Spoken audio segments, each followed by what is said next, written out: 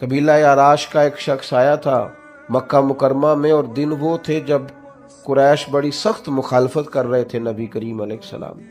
कबीला आराश का शख्स कहता, मैं छोटा सा ताजर था, गांव से कुछ ऊंट कुछ घोड़े मैं खरीदा करता, शहरों में ला के बेचा करता, तो कुछ ऊंट लाया, ला के मक्का मुकरमा में बेच दिए।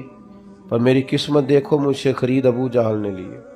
जब का पैसे तो सुबह आना, सुबह गए तो शाम आना, शाम गए तो सुबह आना। चंद दिन तो इंतजार की, अब तकलीफ बढ़ गई, परदेसी हूँ, जानने वाला कोई नहीं।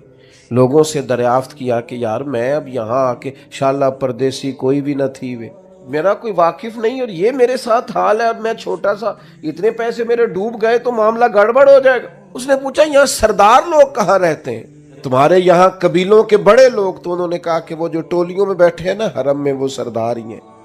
तो शख्स कहता है, मैं वहां आया तो वहां बड़े बड़े सरदार बैठे थे, उतबा उतैबा शैबा। मैंने उनके सामने बात रखी तो कहने लगे, कौन है जो तेरा माल दबा गया? और जब मैंने अबू जहल का नाम लिया फिर सांप सूंघ गया सबको, फिर कोई बात करने को तैयार ही नहीं था। मेरे नसीब देखो, करीब ही बैतुल्ला शरीफ के करीब रसूल रहमत भी इबादत में मसरूफ। तो कहते हैं एक शख्स ने ना माज़अल्लाह अज़राए मजाक कहा कि वो जो बैठे हैं ना वो तेरा मसला हल कर देंगे। तो मैं परदेसी था, पता नहीं था। उसने इशारा किया और बाकी हंसने लगे, समझा नहीं मैं बात। पर मैं हुजूर की बारगाह में चला गया, जाके मैंने अर्ज की, परदेसी भी हूँ, मजबूर भी हूँ, और यहाँ कोई जानने वाला भी नहीं। तो कहते हैं महबूब करीम अलैहिस्सलाम ने उस मौके पर अबू जहल से अपने ताल्लुकात की नौइयत को बयान नहीं किया, ये नहीं फरमाया कि हालात क्या है।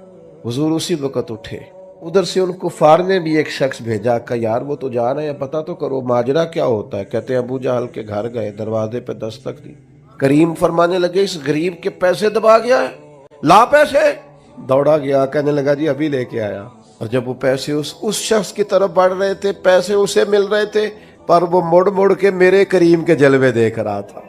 तो वो बंदा भी वापस गया, और ये जो जासूस भेजा था वह भी वापस गया। तो वो तो सारे इंतजार में थे वहां क्या बनेगा। तो पूछा क्या बना, का बनना क्या था? वो तुम्हारा सरदार तो कांप रहा था वहां। अबू जहल से पूछा हुआ क्या? कहने लगा समझ कोई नहीं आई, पता नहीं करीम के साथ कौन सी ताकतें थी। ओ भाई, हमें हमारे करीम ने सबक ये दिया है कि खड़े तो होना सीखो किसी मजलूम के साथ। तुम तैयारी तो करो किसी जालिम के मुकाबले में खड़े होने। वो जी वो हमारी लड़ाई नहीं है। मेरे अब्बा जी कहा करते थे, पड़ोसियों की आग इसलिए भी बुझा देनी चाहिए कि उनकी ना बुझाई तो हमारे घर आ जाएगी। तो कभी इसलिए भी जालिम का हाथ पकड़ लेना चाहिए कि ये ज्यादा मजबूत हो गया तो किसी और को भी नहीं छोड़ेगा।